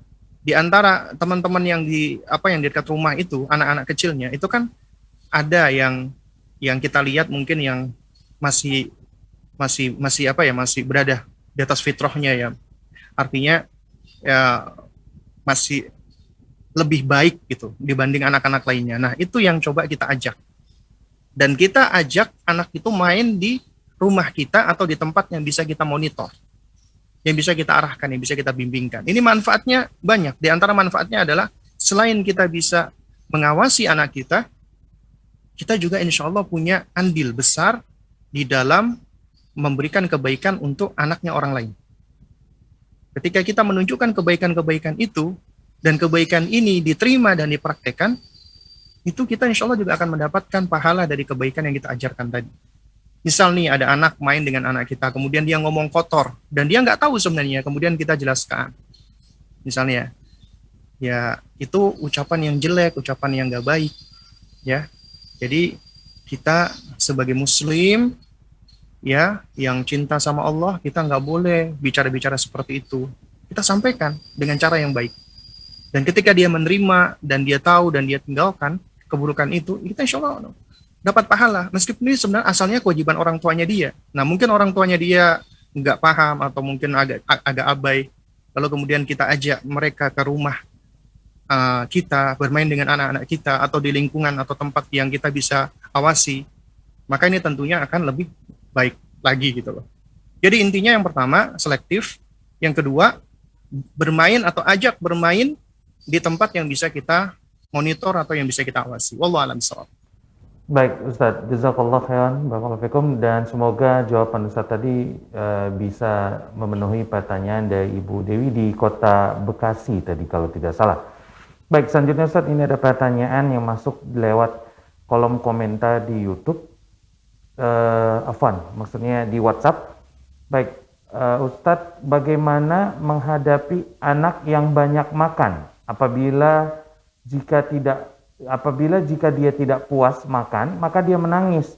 Apakah harus dibatasi atau dibiarkan saja kebiasaan tersebut, Ustadz? Jazakallah khairan, Ustadz. Baik, wa jazakallah khairan wa iyyahu as-sa'il. Jadi anak-anak ya mereka memiliki kebutuhan yang wajib ditunaikan oleh orang tuanya. Dan ini bagian dari nafkah, yaitu makanan. Dan kewajiban kita orang tua adalah memberikan dia nafkah yang baik, yang halal, yang thayyib. Terus kemudian juga suatu hal yang tidak dipungkiri, ada sebagian anak ya, mereka itu belum memiliki kemampuan untuk memperhatikan dirinya. Ya. Anak-anak ada yang dia belum mampu untuk mengendalikan dirinya. Dan ini adalah suatu hal yang nyata, wakil ya, ada beberapa anak ya yang mereka itu terlalu banyak makan sampai kadang-kadang mereka terlalu memaksakan diri, entah itu mual, entah itu muntah, atau bahkan juga nggak sehat buat dirinya. Kita sebagai orang tua yang paling tahu tentang kebaikan anak kita. Anak-anak kita itu mereka hanya bisa menerima apa yang kita berikan, ya. Meskipun mereka punya keinginan. Artinya tidak semua keinginan mereka harus kita penuhi sebagai orang tua. Ya. Dan bukanlah orang tua yang bijak ketika anak itu menginginkan sesuatu, semuanya dipenuhi oleh orang tuanya. Dia pengen makan ini, misalnya ada anak-anak suka fast food. Selain fast food dia nggak mau makan. Akhirnya dikasih selalu fast food saja. Dan kita tahu fast food ini nggak baik apabila dikonsumsi terus-menerus. Bisa membahayakan kesehatan dia.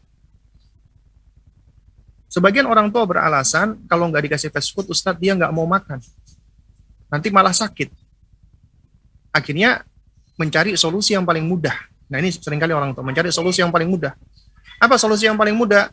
Solusi yang paling mudah adalah selalu diberikan fast food agar dia makan. Akhirnya apa? Dampaknya jelek. Dampaknya ya mungkin tidak dalam waktu yang dekat, tapi dalam waktu yang yang cukup lama, ya itu malah menimbulkan berbagai macam penyakit. Di antaranya apa? Anak overweight atau bahkan sampai terlalu gemuk misalnya. Itu juga nggak baik buat mereka.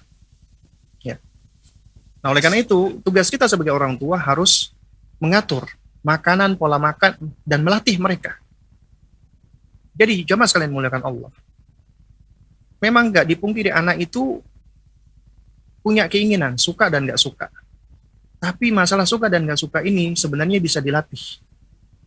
Orang tua yang kreatif, ketika dia melihat anaknya ini misalnya nggak suka makan ikan, bukan artinya dia langsung berputus asa, dia langsung menyerah. Ya udah, berarti cuma dikasih misalnya hanya nasi dan ayam doang misalnya. Padahal kita tahu ikan itu bagus dan bermanfaat. Nah, itu bagaimana caranya orang tua, khususnya dalam hal ini ibu, dia berkreasi. Bisa memberikan makan kepada anaknya, ya, makanan yang mengandung ikan. Entah dia belajar bikin bikin suatu resep. Ya intinya dia harus berkreasi, berusaha agar anaknya ini mau makan ikan, mencoba untuk makan ikan. Juga demikian juga makan sayur.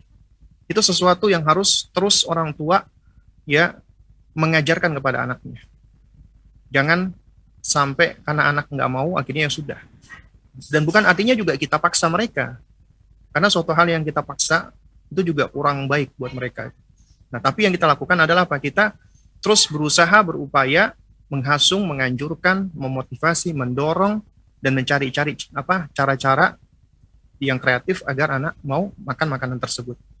Nah, juga demikian di sisi lain ada anak-anak yang mereka nggak tahu tentang tubuhnya. Akhirnya dia memaksakan diri makan dengan makanan banyak. Tugasnya orang tua adalah dia harus mengatur nih pola makannya anak. Termasuk selain dari gizi, kuantitas. Selain dari kualitas juga kuantitas. Jangan sampai ketika kita ngelihat mumpung masih anak-anak makannya banyak, gemuk, anak-anak gemuk itu baik. Itu suatu hal yang harus kita coba singkirkan. Mindset atau pandangan seperti ini. Ya. Jadi anak-anak tetap harus sudah diatur dietnya, pola makannya, nutrisinya, gizinya, kuantitas makanannya. Mulai dari semenjak kecilnya dia. Jadi kalau misalnya kita punya anak, yang anak kita itu badannya mungkin gede, gemuk, ya kita harus coba, kita kurangi ya kuantitasnya. Kita kurangi camilannya. Dan kita boleh ganti camilannya dengan camilan-camilan yang mungkin sehat, buah-buahan misalnya. Ya. Kemudian kita kurangi yang bersifat gula, karena ini akan bisa membawa maldorot buat mereka.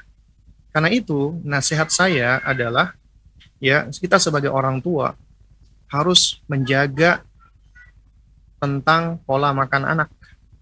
Atur pola makan mereka, nutrisinya, kuantitasnya, gizinya, ya. Lalu kemudian juga tentang tentang makanan-makanan yang dia tidak sukai, ya.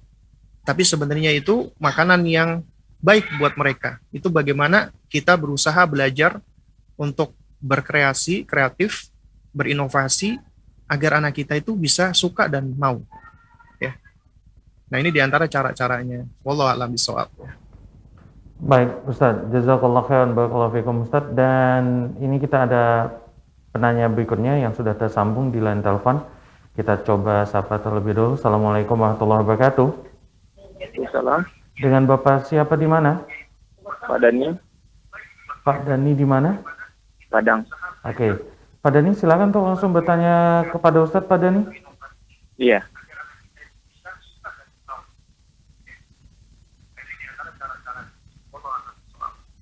Ya, silakan Pak Dani untuk dimatikan volume televisinya terlebih dahulu, Pak Dani. Ya, siap. Ya. Ya, Pak Dani Halo. cukup mendengar dari telepon saya. Ya, silakan Pak Dani langsung bertanya kepada Ustadz, Pak Dani. Ya, Assalamualaikum. Waalaikumsalam warahmatullahi wabarakatuh. Ini dari Dani dari Padang, Ustaz. Oh iya, ya. Salam kenal Pak Dani. Mau nanya untuk anak 2 tahun, umur 2 tahun ke atas, apakah udah boleh kita kasih hukuman, punishment?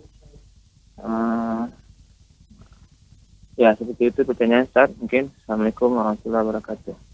Assalamualaikum warahmatullahi wabarakatuh. Jadi pertanyaannya adalah apakah anak usia 2 tahun boleh tidak diberikan hukuman gitu ya? Nah, yang perlu kita pahami bersama bahwa agama kita itu berangkat di atas dasar nasihat. Al-mau'idhah.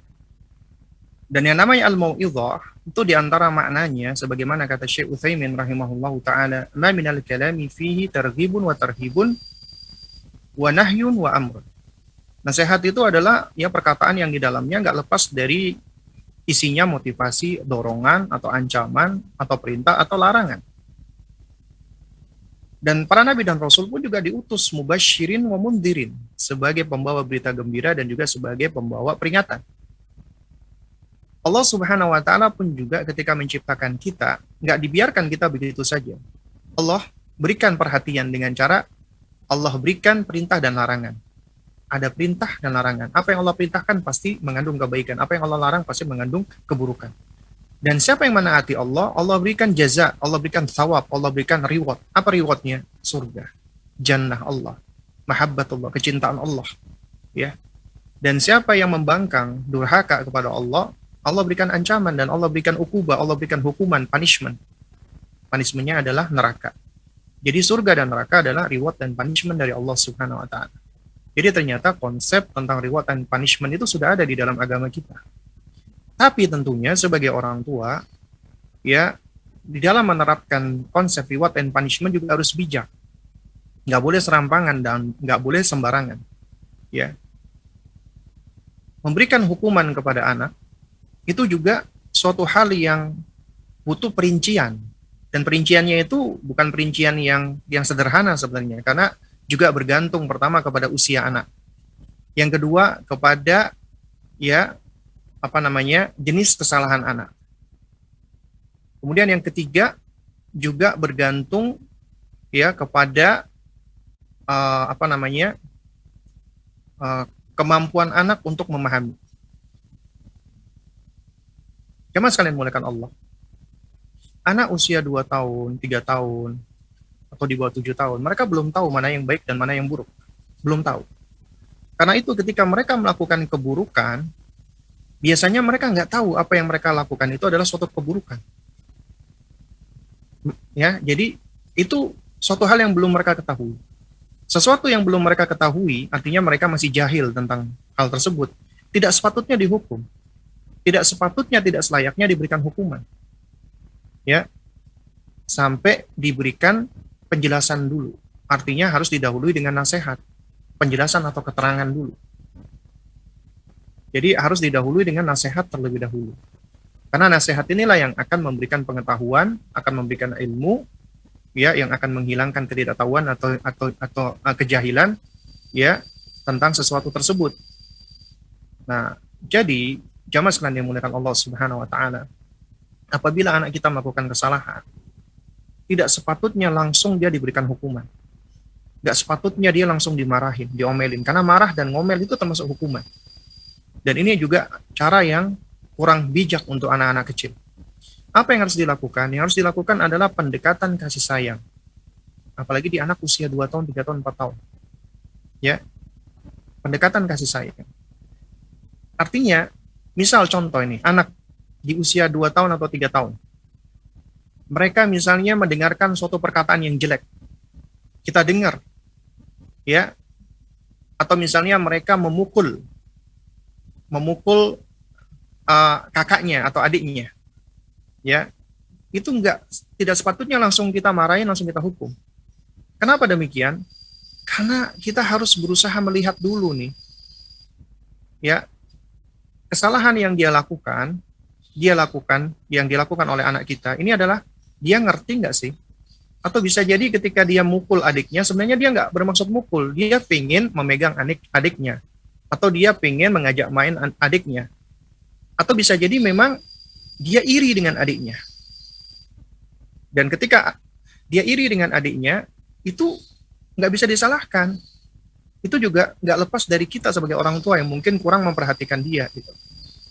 Oleh karena itu, tidak tepat orang tua menghukum anak yang anak tidak tahu kesalahannya, atau anak belum tahu kesalahannya, ya, atau anak sebenarnya dia tidak melakukan kesalahan, itu nggak boleh kita hukum.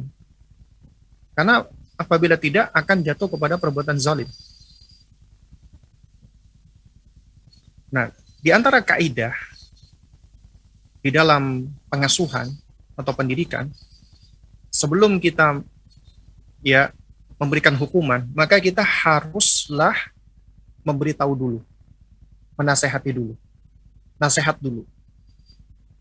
Dan sebelum kita menasehati yang isinya koreksi, maka kita harus membangun koneksi dulu kepada anak kita, membangun alaqah, bonding dulu. Karena Anda akan kesulitan untuk menjelaskan, mengoreksi, mentashih ya suatu kekeliruan apabila Anda tidak punya bonding attachment, hubungan dengan anak Anda. Nah, oleh karena itu, membangun bonding attachment, alaqah dengan anak Anda, koneksi dengan anak Anda harus dibangun dengan atas dasar perhatian, ihtimam, wa mahabbah, dan cinta. Perhatian, pengakuan, penghargaan. Anak butuh diakui, butuh dicintai, butuh dihargai. Berikan itu. Maka mereka pun juga akan belajar untuk mengakui dan menghargai orang tuanya. Nah, sehingga ketika kita ngomong, menyampaikan sesuatu, dia akan lebih mudah menerima dan mendengarkannya. Jadi jangan langsung kita ke arah memberikan hukuman kepada anak, jangan. Apalagi sampai hukuman fisik, itu zalim. Memberikan hukuman fisik kepada anak-anak, apalagi anak-anak tufulah, itu adalah salah satu bentuk perbuatan kezaliman. Kenapa? Karena anak diberikan hukuman fisik apabila kita merujuk kepada hadis tentang perintah salat dari Nabi SAW, wadribuhum 'alaiha wa hum abna'u ashrin, pukul mereka kalau nggak salat di usia 10 tahun. Ini dalam perintah salat. Perintah salat ini adalah perintah yang agung, yang besar. Nah, kalau itu kesalahan adalah kesalahan yang di bawah dari perintah salat, maka lebih tidak layak lagi mereka untuk dihukum dengan hukuman fisik. Ya. Nah, tapi diperbolehkan bagi orang tua, misal contoh nih, ini anak ya, misalnya sudah dikasih tahu, jangan melempar barang, tapi dia bolak-balik melempar barang. Nah, seringkali kesalahan orang tua adalah kesalahan di dalam memberikan pijakan dan di dalam memberikan di dalam menyampaikan. Anak-anak biasanya kecenderungannya ketika dilarang, dia akan melakukan keterbalikannya. Kenapa? Karena dia ingin mendapatkan perhatian dari orang tuanya. Di antara perhatian orang tuanya adalah ketika orang tuanya meskipun marah, ya, ngomelin dia. Jadi seharusnya yang kita perhatikan adalah ketika dia melempar barang, kita lihat dulu, kenapa dia lempar barang itu? Apa yang mendorong dia? Ngerti nggak dia? Ya, misalnya dia ngelempar pulpen, melempar kertas, melempar remote, ya. Nah, itu orang tua langsung bilang, jangan lempar-lempar, nggak boleh lempar-lempar kamu. Nah, itu langsung ucapan seperti itu. Yang harus dilakukan oleh orang tua adalah melakukan pendekatan. Ya, daripada kita banyak membuang energi, ngomel-ngomel, yang akhirnya sama anak itu tidak malah dituruti, lebih baik kita mendekat dia, kita pangku dia, atau kita menundukkan tubuh kita, kemudian kita pandang matanya, kita lihat matanya, karena bahasa pandangan mata itu lebih efektif. Dan kita tunjukkan wajah serius tapi penuh dengan kasih sayang. Itu bisa dibaca oleh anak. Kemudian kita sampaikan. Kakak atau adik, kita jelaskan tidak dengan bahasa larangan, sebenarnya itu jauh lebih baik. Remote tidak untuk dilempar-lempar. Pulpen tidak untuk dilempar-lempar. Kalau perlu kita ajarkan, ini pulpen. Pulpen tidak untuk dilempar, tapi dipakai untuk menulis. Remote tidak untuk dipakai untuk dilempar, tapi dipakai untuk misalnya untuk menyalakan atau mematikan AC. Itu akan lebih bermanfaat, anak akan belajar. Kemudian baru kita sampaikan, kalau adik mau melempar ini bola, kita ajak dia bermain misalnya sebentar kita ajak dia keluar, ayo adik lempar. Nah, adik kalau mau melempar, lempar bola tidak di dalam rumah, tapi di luar rumah. Itu jauh lebih baik buat anak-anak kita, ketimbang kita langsung ngomelin atau marahin dia. Dia banyak dapat maklumat, dia banyak dapat pengetahuan dengan cara kita yang seperti itu. Ya. Nah, kemudian setelah itu, ya, misalnya si anak ini masih tetap dia ngeyel, ingat ya, bolak-balik. Kita ingatkan bolak-balik dengan cara sabar. ya, dan nggak ada cara kecuali kita harus memberikan hukuman, maka hukuman yang paling tepat untuk anak usia seperti ini adalah tidak dengan cara dihukum fisik dan juga tidak dengan cara dibentak, tapi dengan cara dihajar dalam tanda kutip. Artinya dia dibiarkan, ya, dibiarkan sejenak, ya. Entah ya kita yang menyingkir atau anak yang kita suruh menyingkir sejenak. Dan anak-anak itu butuh perhatian orang tua. Dan ketika dia merasa diacuhkan oleh orang tuanya, dia akan merasa gelisah.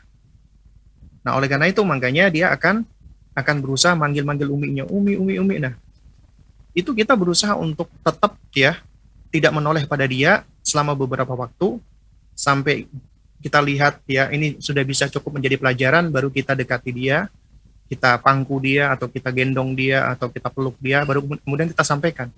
Sampaikan pertama kali adalah kita sayang dengan mereka, umi sayang sama kamu. Itu harus kita sampaikan agar dia tahu mereka itu disayangi. Kita nggak sedang membenci dia ketika kita menghajar dia. Nah, baru kemudian kita sampaikan, ya. Nah, tapi umi nggak suka, ya, dengan anak yang misalnya suka melempar-lempar barang. Kan umi sudah mengajarkan remote tidak untuk dilempar, pensil tidak untuk dilempar, dan seterusnya. Itu yang harusnya kita lakukan. Ya. Jadi dengan cara yang seperti ini, insya Allah ini lebih efektif. Kita sebenarnya tidak banyak menguras emosi kita, tapi mungkin memang akan lebih banyak menguras tenaga kita. Tapi ini adalah suatu hal yang tentunya jauh lebih baik. Baik untuk kita dan baik untuk anak kita, insya Allah ta'ala. Ya, wallahu ta'ala a'lam bishawab. Ya. Baik Ustaz, jazakallah khairan, barakallahu fikum Ustaz atas jawabannya, dan semoga tadi bisa menjawab dari pertanyaan Bapak yang menelpon. Baik Ustaz, ini karena waktu juga sudah habis Ustaz, mungkin ini sekaligus menutup pertemuan kita pada pekan kali ini Ustaz.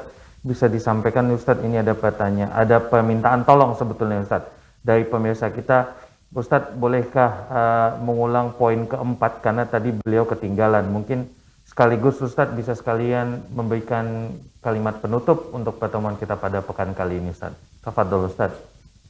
Baik, maksudnya poin keempat dari sifat atau karakteristik anak itu. Penjelasan yang tadi Ustadz.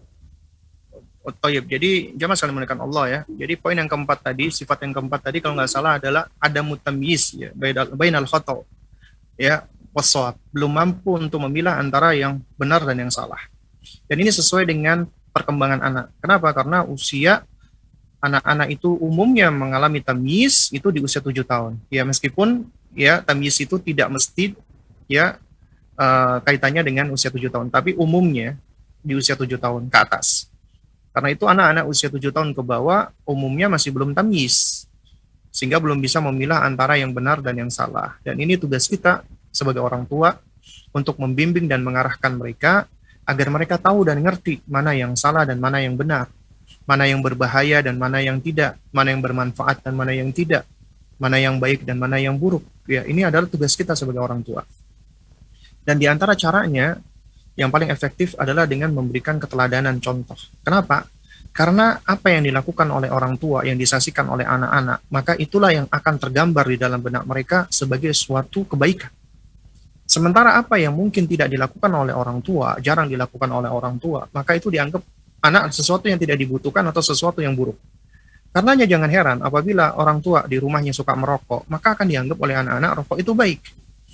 Orang tua yang di dalam rumahnya suka marah-marah, suka membentak, maka akan dianggap bentakan-bentakan itu adalah suatu hal yang baik, yang akan diadopsi oleh anaknya, akan diikuti oleh anaknya. Nah, sementara juga di sisi lain, orang tua yang jarang ngaji, jarang baca Quran, jarang sholat, itu akan menjadi suatu hal yang asing buat anak. Suatu hal yang asing, umumnya manusia, dia akan menjauhi atau tidak suka, membenci dengan hal-hal yang tidak dia ketahui. Dan bisa jadi itu dianggap sebagai suatu hal yang nggak baik oleh anak-anak kita. Ini kenapa? Karena mereka belum memiliki kemampuan untuk ngerti mana yang baik dan mana yang buruk.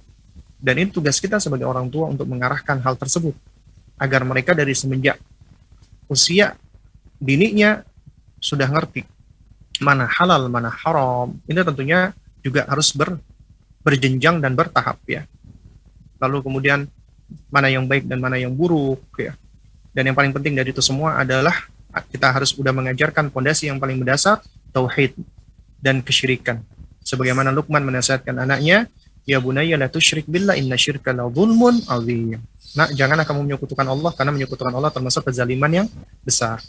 Baik, jamaah sekalian muliakan Allah, yang mungkin sebagai penutup ya, bahwa yang perlu kita ketahui bersama, ya belajar tentang ilmu pengasuhan, pendidikan anak, ini adalah sesuatu hal yang sebenarnya harus diketahui, wajib dipelajari oleh setiap muslim.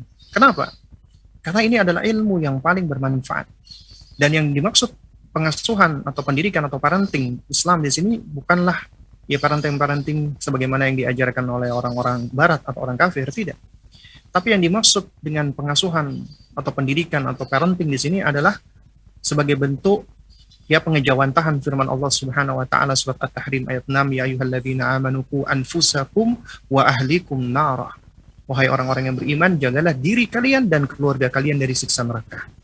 Itulah ya tarbiyah yang sebenarnya, pengasuhan yang sebenarnya, pendidikan yang sebenarnya, yaitu melaksanakan kewajiban Allah untuk memelihara diri kita dengan cara kita harus belajar, menuntut ilmu, mengamalkan ilmu, mengajarkan ilmu dan bersabar, dan kemudian kita ya harus mengajarkan atau menjaga, memelihara keluarga kita, anak-anak kita, istri-istri kita, dengan cara ngajari mereka, mengajarkan mereka, mendidik mereka, ya, mengajarkan mereka adab dan mengajarkan mereka ilmu, sebagaimana ya Sayyidina Ali radhiyallahu taala anhu ketika menafsirkan ya wa ahlikum ay adibuhum wa allimuhum, yaitu ajarkan adab dan ajarkan ilmu kepada mereka. Wallahu taala alam bissawab. Mudah-mudahan yang sedikit ini bisa memberikan manfaat. Kurang lebihnya saya mohon maaf jika ada hal-hal yang kurang berkenan. Ya, insyaallah taala kita akan lanjutkan di pertemuan berikutnya. Kita akan membahas tentang karakteristik anak, kasratul haraka wa adamul istiqrar, dan sifat syiddatut taqlid insyaallah taala. Baik Bang Jiang, mungkin ini yang dapat saya sampaikan. Untuk penutup saya serahkan kembali kepada antum. Baik Ustaz, jazakallah khairan, barakallahu fikum Ustaz. Baik pemirsa Irsyad TV dimanapun Anda berada, dengan demikian sudah seluruh rangkaian pertemuan kita pada pekan kali ini di serial kajian parenting dengan tema bijak mendidik anak bersama guru kita Ustadz Abu Salma Muhammad Hafizullah Ta'ala. Dan kami mohon maaf jika tidak semua pertanyaan yang masuk bisa kami tanyakan kepada Ustadz, dan insya Allah Ta'ala jika masih ada kesempatan lain kita bisa tanyakan lagi di pekan depan jika masih dengan tema yang sama. Baik, kita tutup pertemuan kita pada pekan kali ini dengan doa kafaratul majlis. Subhanakallahumma bihamdika asyhadu an la ilaha illa anta astaghfiruka wa atubu ilaik. Assalamualaikum warahmatullahi wabarakatuh.